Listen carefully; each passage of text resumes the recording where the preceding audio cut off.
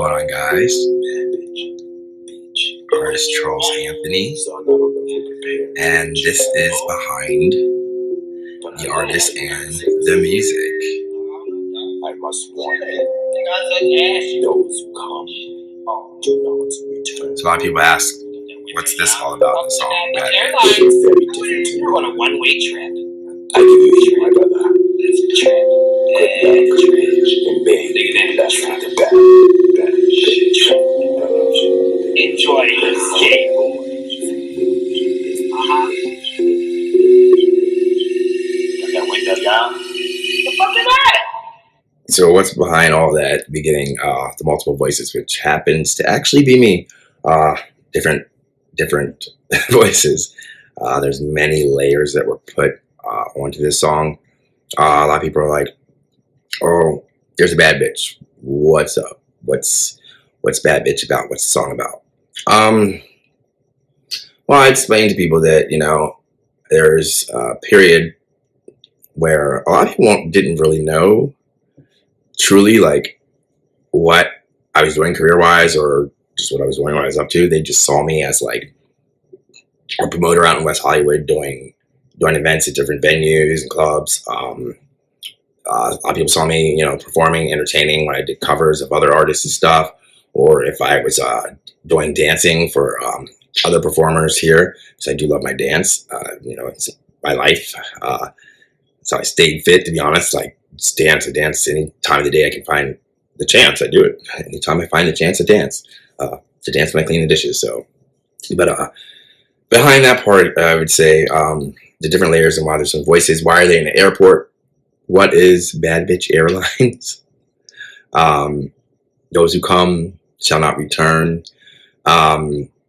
It's like, basically, it's my metaphor for doing so many things, like traveling, and it's not necessarily traveling like to a destination, because it's more of saying, have you reached the destination? I would say it's more just the journey, basically, on that entire trip, because it's like you're going on a trip and you have no idea how the trip's going to turn out. You just hope that when you arrive at that destination, it's like the best trip, best vacation, whatever, of your life.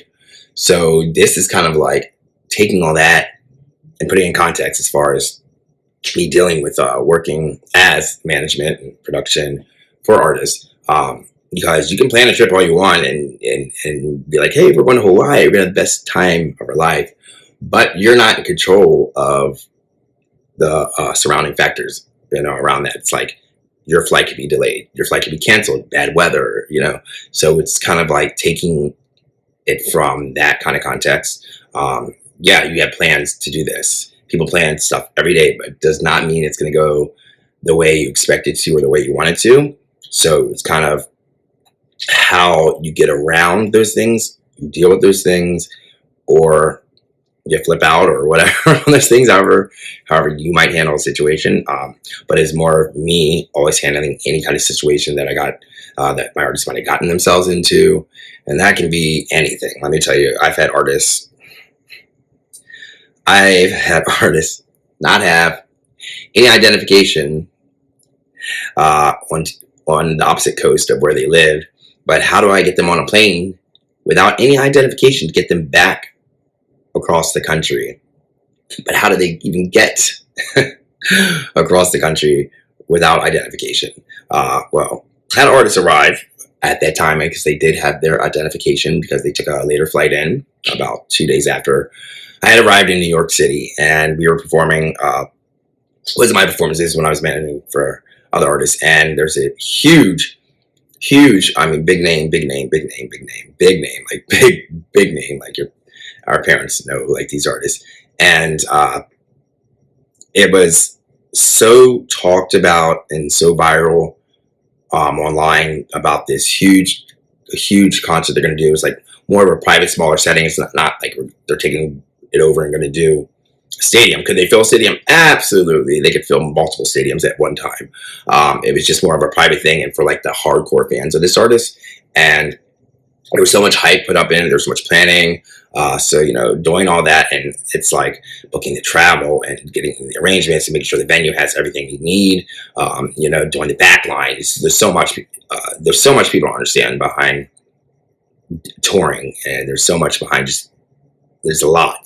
People don't see the music industry, and a lot of people don't realize it's like, I can talk about a lot of stuff because it's called NDA.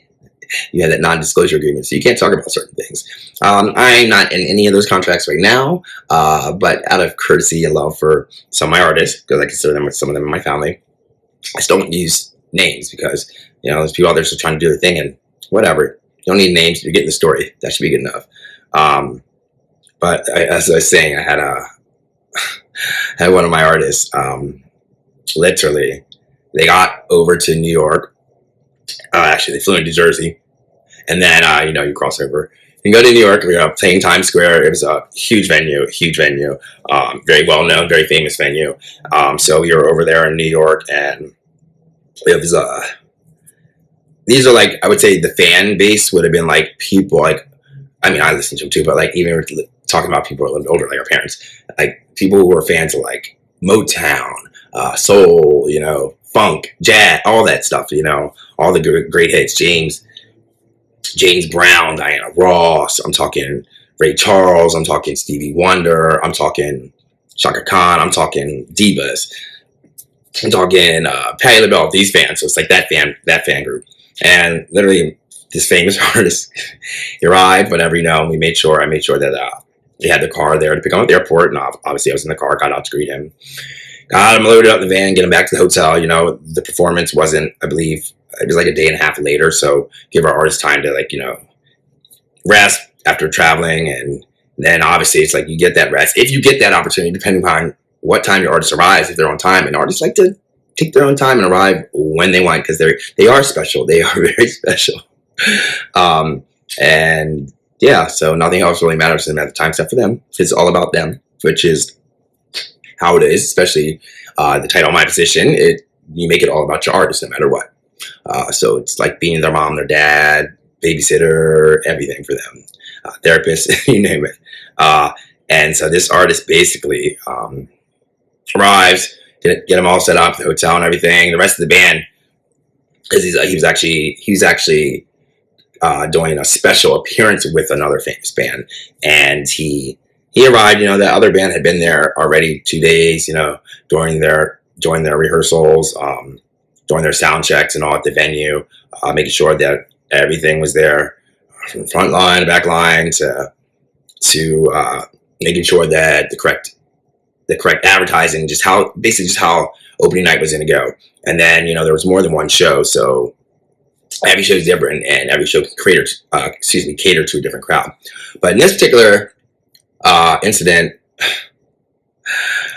I don't know how it happened. I can't even recall. Like some kind of weird rumor started flying that I remember now. Some kind of weird rumor started flying that like the guest star with the other very well known band might not show. He's not gonna turn up at the performance. And like these are hardcore. When I say hardcore fans, they're like a mafia of fans. Like they were ready to fuck some shit up, and they literally made those threats online, phones, around town, that if this artist doesn't show up and at least perform, that's why we all came to see the boat, but that's the number one person we want to see, then we're gonna riot, we're gonna burn this place down, we're gonna break shit, we're gonna basically they're gonna come for the band, they're gonna come for us. So at that time, I'm traveling, and I had one of my artists with me, and she had her significant other and child. And so my biggest concern was the safety of everyone, just in case these people got crazy. Don't get me wrong, I'm East Coast, half my family's New York as well too. I know what we can do, and we're not the type of people that talk shit and don't come through with what we say. And I just wanted to make sure that it's gonna be safe for everyone. So I'm checking my shoulder, left, right, making sure like anywhere we're walking down the street, we're not being followed, because we didn't have a security detail the entire time. There are certain points you know, you got to leave your security detail behind and make sure that they're covering the artist. So that was the main important. Stay in here. Don't let anyone, unless they have this pass that says this on it, they are the only ones allowed in the building. Anyone else, stop them. Stop them at the door. Don't let them in. Because if they get in, who knows what could happen? It could be some crazy fan. It could be some just, you know, crazy stalker, you know, and that's a whole nother chapter of stalkers. But so anyway, so thank God, yes. So the artist already had their hotel, whatever. So the night of the performance, you know, the main man goes on. The venue's packed. I mean, it's packed. And imagine that you're Times Square, the venue's packed. People are drinking, having a good time, dancing and singing along to the music. And they're like hits and classics from like 70s to present day. I mean, they traveled everywhere. I mean, they performed everywhere, like China. Like they're huge. They're huge over there.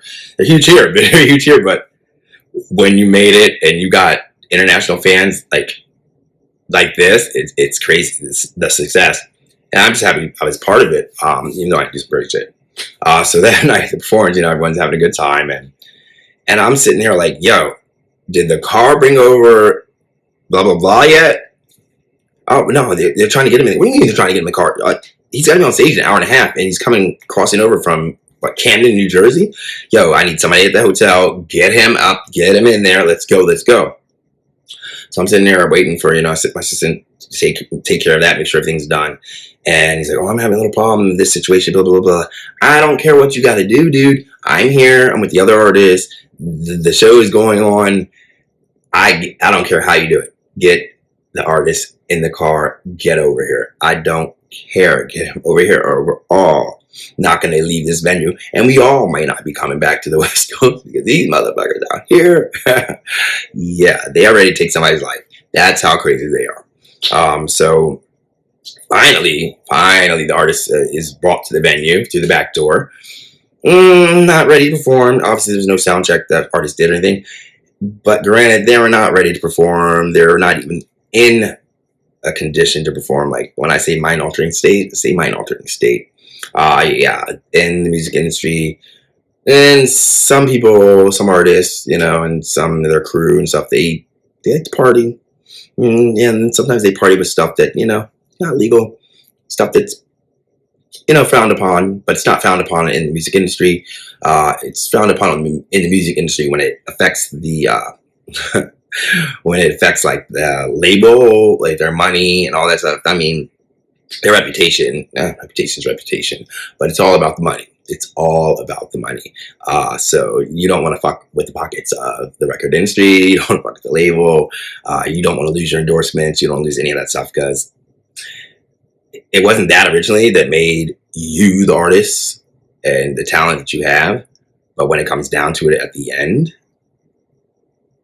they're going to take 100% of credibility for making you because we brought you this, we gave you this concert here, we flew you here to all this. So that's those upcoming artists, those looking to get in the music industry, be warned. It's rough. So yeah, and you do get asked to do a lot of things that are not kosher, things you know you would never do for anyone else, but it's your job. It's what you do. You want advanced, or you want someone to listen to your demo, or you want somebody to, you know, work on your music with you or collaborate with you that's already successful, huge and big. That's like an honor. Like it's like shit, get this person on this album, get them on this track, signed, sealed, and delivered.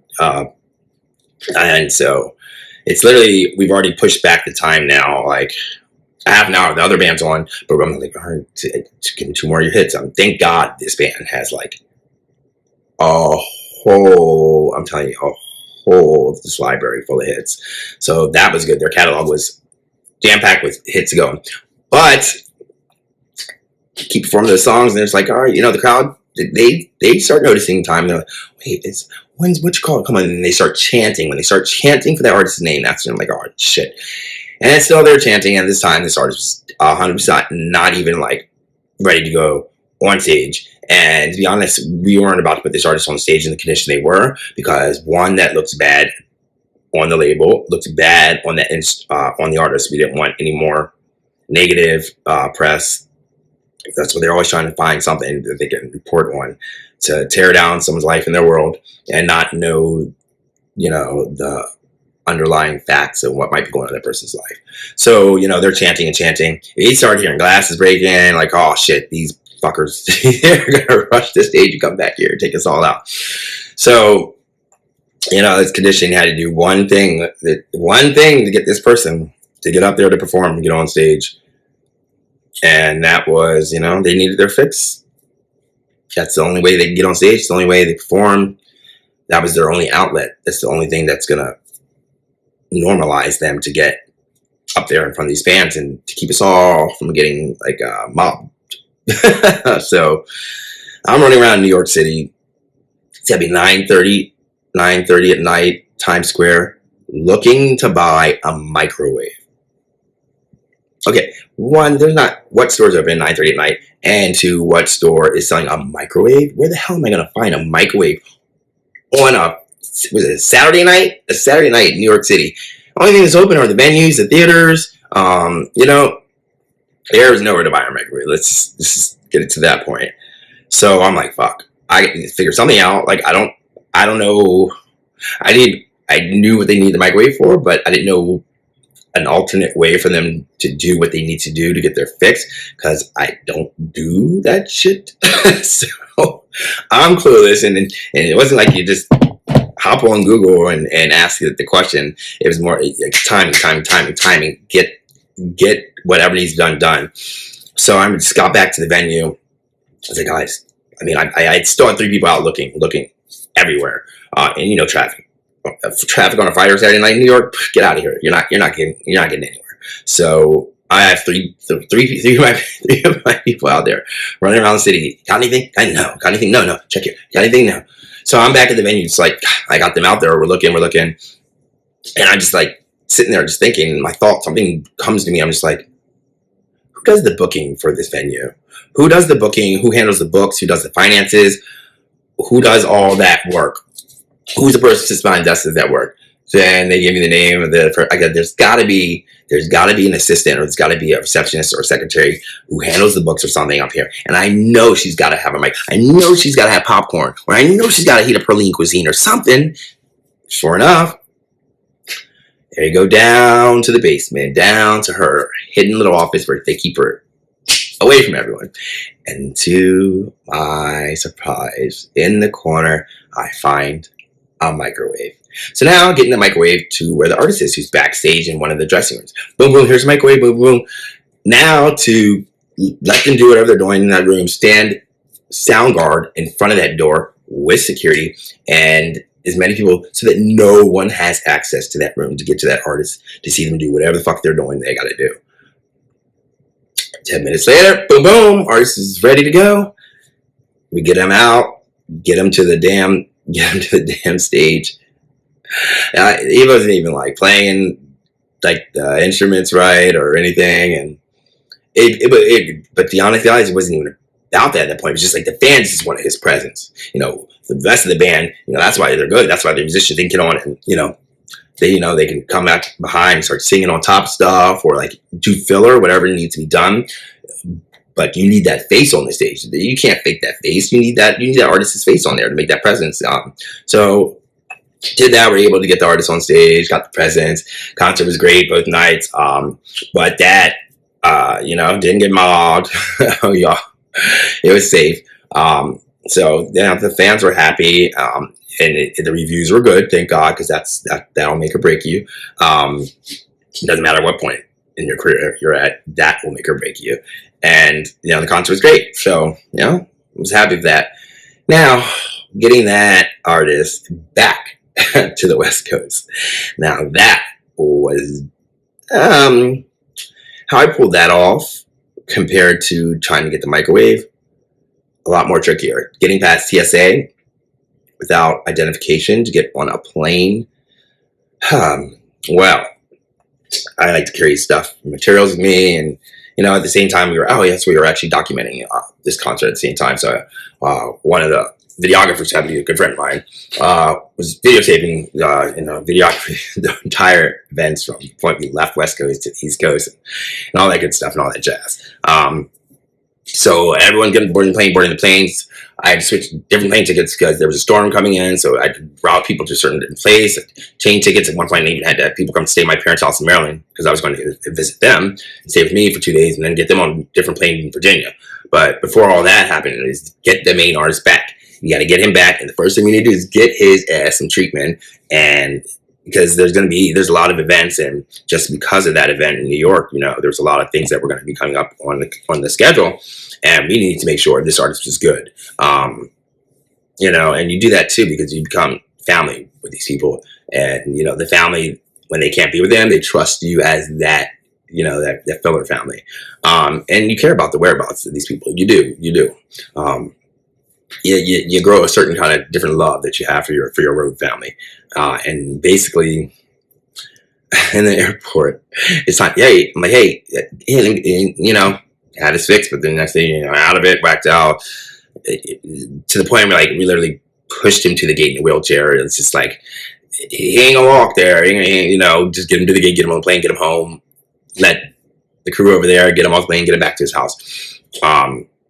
So having been strolled through the airport, we're already running late. Have airport security escorting us through the airport to get to the gate. And then I get to the gate, everyone's got their ID, boom, boom, and get on. And it's like, all right. And he's supposed to be obviously one of the first to board because he's a celebrity. And, where's your ID? Hey, is it on you?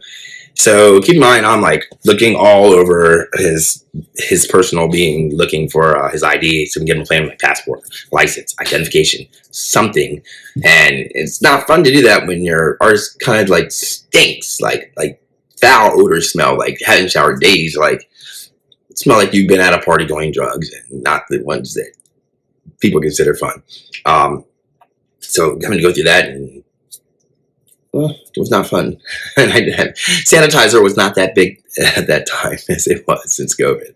But just out of this point, I said, look, I know you guys need ID. I get it. Look, your mama and your daddy listen to this man right here. I know you as a little kid heard this man here. I'm sure this man taught you some life lessons. I said, I have. Here we go. Boom. There you go. Here's a Star magazine. That's it. Boom. He's on Grammy, Hall of Fame, blah, blah. I need to get this man on this plane and back to the West Coast so I can get him in recovery. Please do me one up. I will get you an autograph, whatever it is you need, so that I can, do the job that I was hired to do. And number two, get this man some help. Let's just say the girl is very nice and she's, she took care of it. I don't want to give her TSA stuff. Got him on the plane. Mission accomplished. So got him on the plane, and long story short, then, gets back, and, we get him obviously some of the help that he needs, and he's doing great. He's doing all right. But that would kind of be the context in where a lot of this comes from in development. It was supposed to be just the beginning part of my song, but it didn't realize how much it really, really did go into the experiences I had, doing management. So yeah, it's rough. So that part is, like I said, not everything goes as planned. And I literally myself booked and organized and arranged the travel for all 14 of them, from the hotel arrangements to what they'll be eating, to where they'll be staying, to who they might have special coming to the concert, to getting them transportation. It's a lot of work, but got it all done. I'm a very organized person, and I'm very good at that. It's almost like my time is valuable. So that's all about, Bad Bitch Airlines, because that number one airline, you can see the good turn to the bad, into the bad bitch. We're like, okay, we're frustrated. What the fuck? Where are we going? I'm like, look out the window. What the fuck is that? What the fuck is that?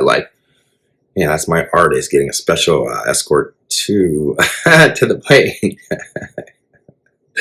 Some requests are over the top, but you do what you got to do.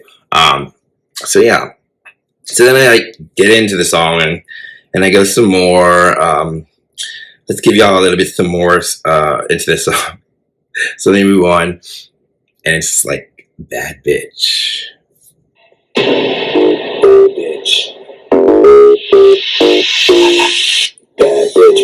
bitch, she's a bad bitch, she's a bad bitch, she's a bad bitch. Bad bitch, she's a bad bitch, she's a bad bitch, bad bitch. Bad bitch, she's a bad bitch, she's a bad bitch, bad bitch.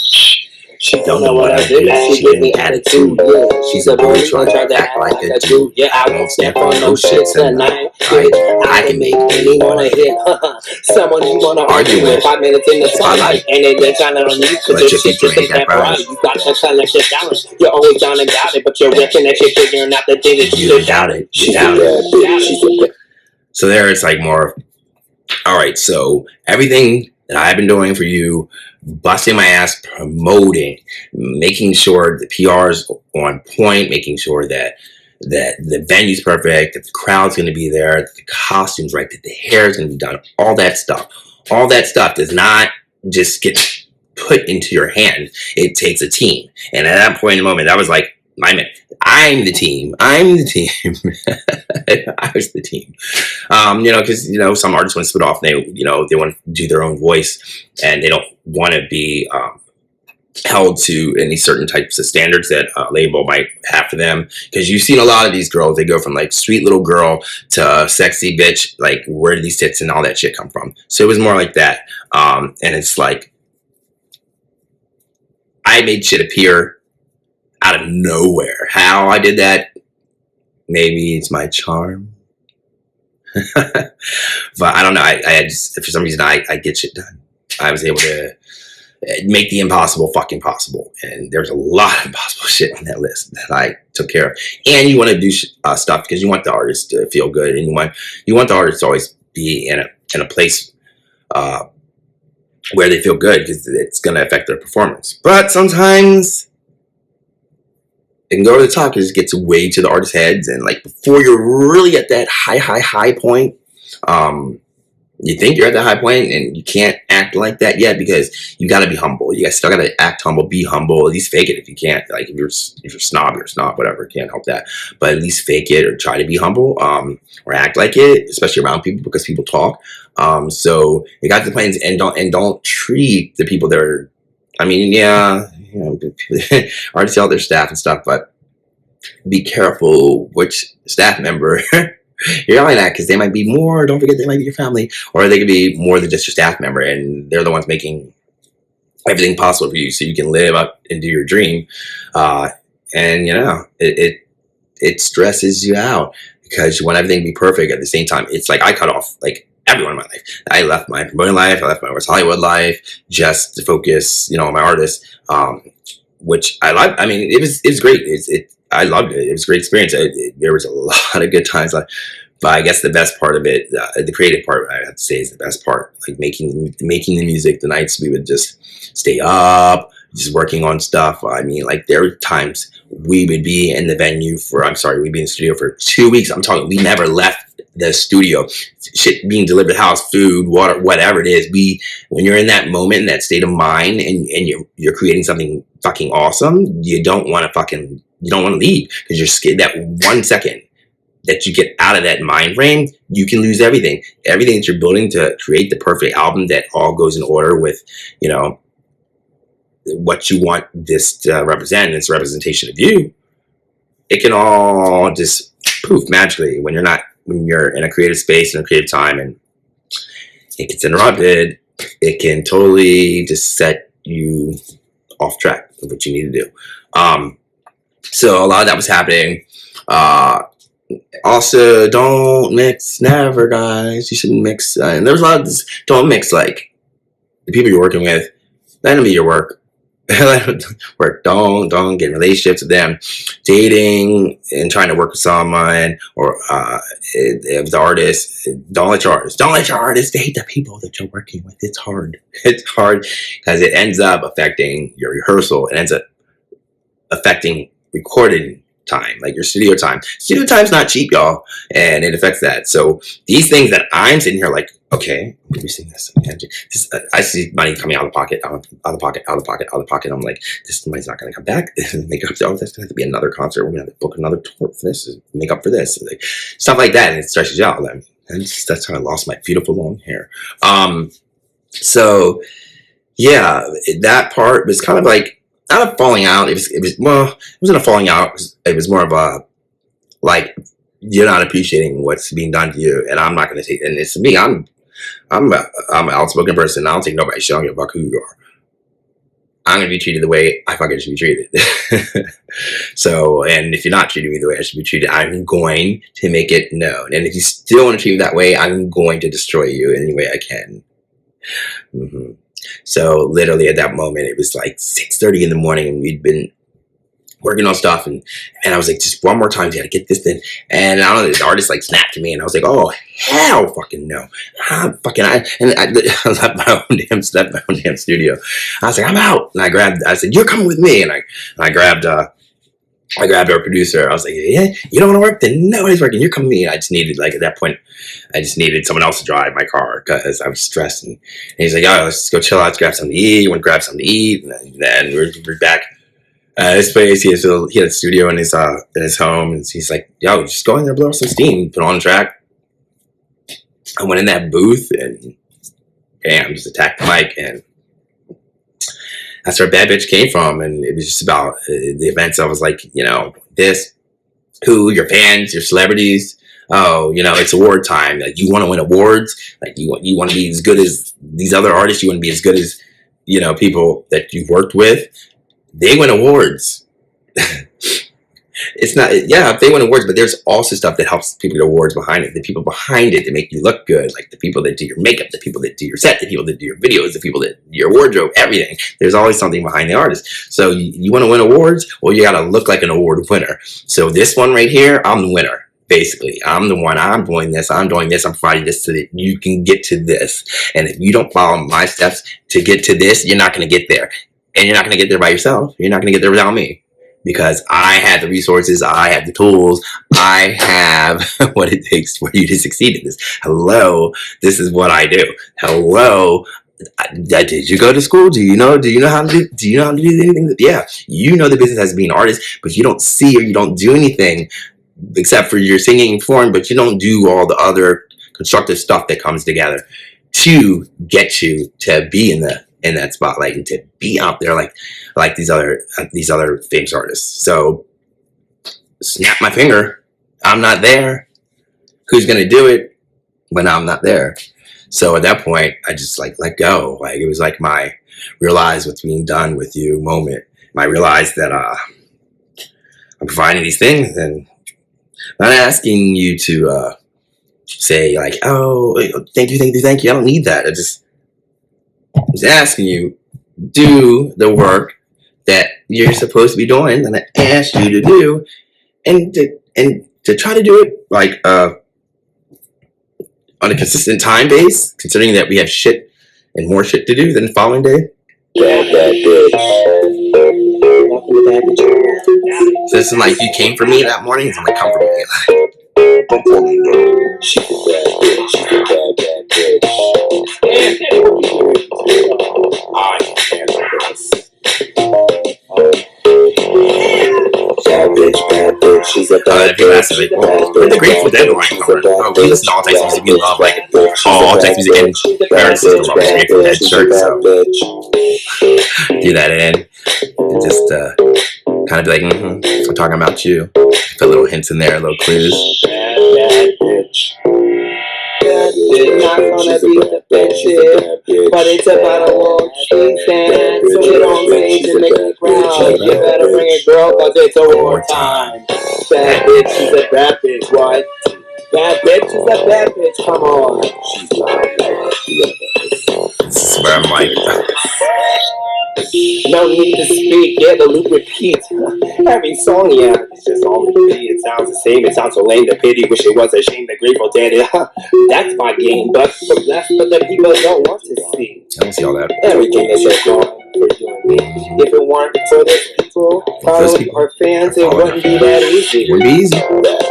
They call you a promoter, but I'm the one. I'm the one. I'm not the legacy daughter, but I'm the one who's gonna get the big I'm gonna get the tape. I ain't gonna you wanna come for me? Now you wanna be all you get my feelings. Come on. There you go. I'm the bad bitch. She's a bad bitch. She's a bad bitch. Bad bitch. bitch, she's a bad bitch, she's a bad bitch, bad bitch. She's a bad bitch, bad bitch, she's a bad bitch, she's a bad bitch. She's a bad bitch, she's a bad bitch, she's a bad bitch. Bad bitch, she's a bad bitch. Bad bitch. Bad bitch. Makes me think, y'all. I don't think Britney Spears would have been that bitch artist.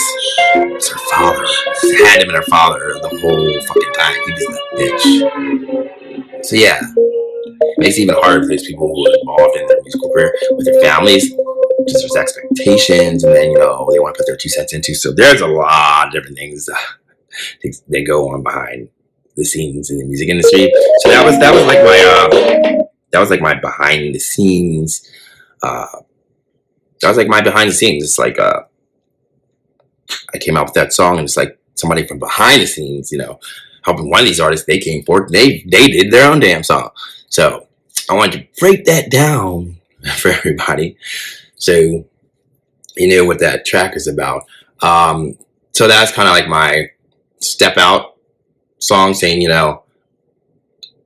I'm not against managing or repping artists again, but I'm going to tell you this: I'm not going to take away from my time in doing stuff that I want to do too, because at that time, years ago, that was literally, I was performing. I put Journey of Love out, did the dance mix, and like getting put on CDs, end up selling the song, writing music. A lot of music has been written and sold.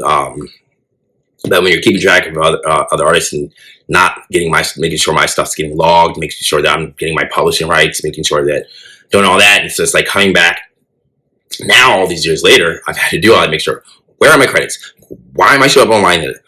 Where's my Wikipedia? Who is this artist under my name? Like shit like that. Like, it is work to go correct shit, because 1 minute you blink, it can be all over, but you got to stay on top of shit. So going back to years and years and years and years of work you've done, stuff you've written, stuff you sang, stuff you collaborate on, you got to find that. And it's not just like one company that you go to. You got to go through all the music companies, and and if they don't know you or you don't have the connection, they don't care, because you'll sit and wait. Thank God, and I don't care what you'll say, young punk, thank God I know who the hell I know, okay, because I got the connections to talk to who I want. I didn't wait literally 24 hours. Boom, boom. Oh, I got my license in. Yeah, I got my shit back. Yeah, let's go.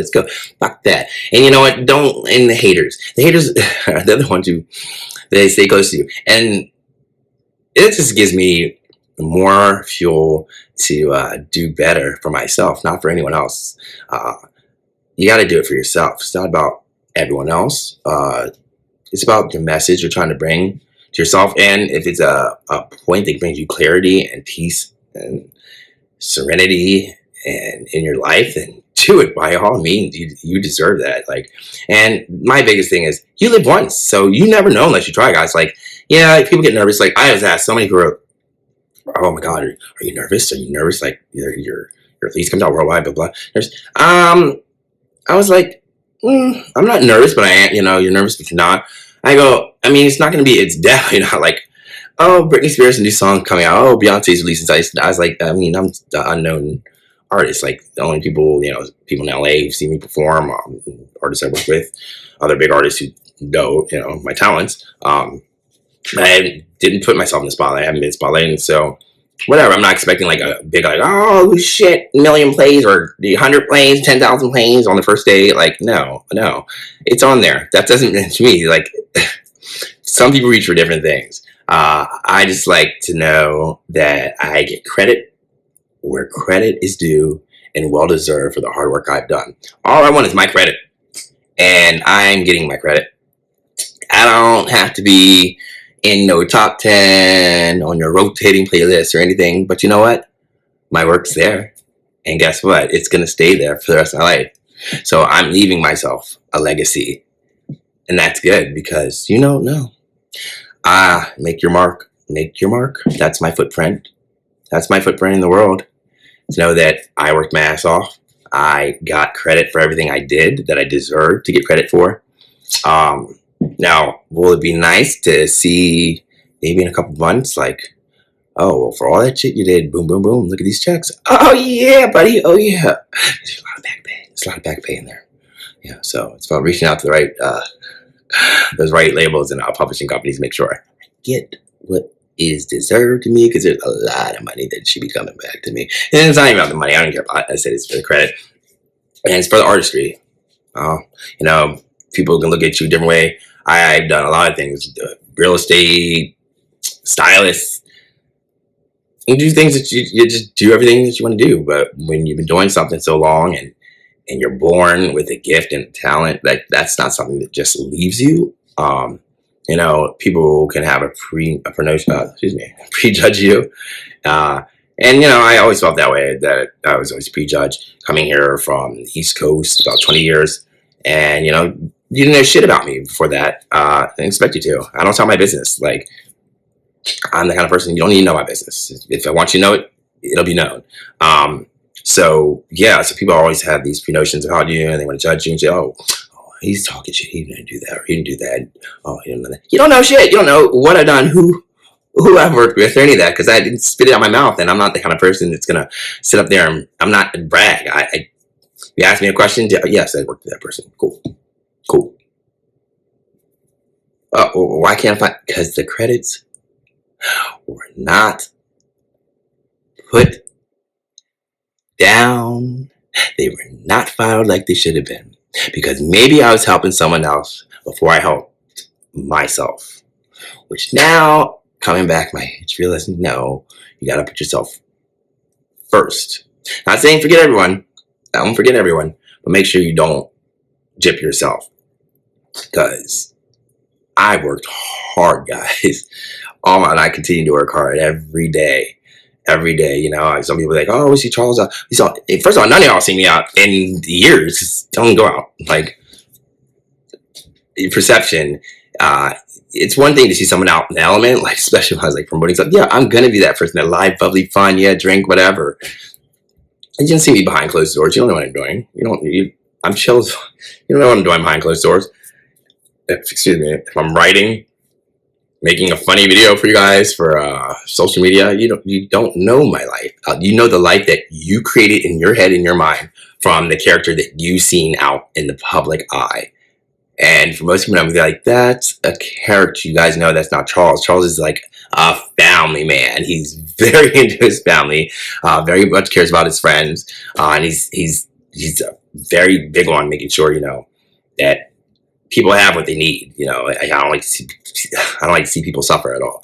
That's I've always felt like that as a child. You know, I'm a big advocate for healthcare for the homeless and just housing for the homeless. So there's a lot of things you haven't seen. So I think this time, as I take this journey, I'm going to make it very important that you see those elements of me that you don't know and you haven't seen. So I'm going to incorporate them in my artistry, my music, my words, and I plan to incorporate all of that in future music videos that I plan to be doing. So until the next piece of work comes out. Oh, and I will, guys. You're like, well, why does Jam of Love only have a chorus in it? That was extended dance mix, and it did. And let's just say over a decade ago, when it was my first relationship after moving here from the East Coast, someone broke my heart, and I didn't want that to have power over me, and I wasn't going to give it power over me, so therefore I was not putting those lyrics in the song. So I said, I'm going to wait till the day I find true love again, and then I will be able to rewrite the lyrics to how my heart feels now and how I currently am in my state. And I'm blessed because I am very, very much in love, and I can't wait to spend the rest of my life, my future, with my current partner. So I was able to actually rewrite lyrics not actually too long ago. And, you know, you go through the good and the bad, but you have to go through the experiences with the person to really know a person, to really understand a person and understand each other. And once I got to that point, I was able to understand how I wanted to structure that song and how I wanted to re-release it. So I put just the dance mix out with the chorus right now, just like as a prelude, like coming soon. Yeah, you like the beat, all that. Don't worry, it's not a 6-minute long song, guys. But jam to it, get it flowing, get it playing, get it in your head, and get ready for those lyrics because they'll be coming soon. There will be another re-release of Journey of Love, the lyrical version. Thanks, guys, for taking this time to listen to me, Charles Anthony, and get a little bit behind the artistry and a little bit behind the scenes of the music industry and what it takes and what the hell, seriously, y'all, what the hell we have to do. On that note, I gotta get back to work. I have magic to create. I'm out, guys. Thank you guys so much again to my fans and to new fans. Check it out, guys. For me, thank you.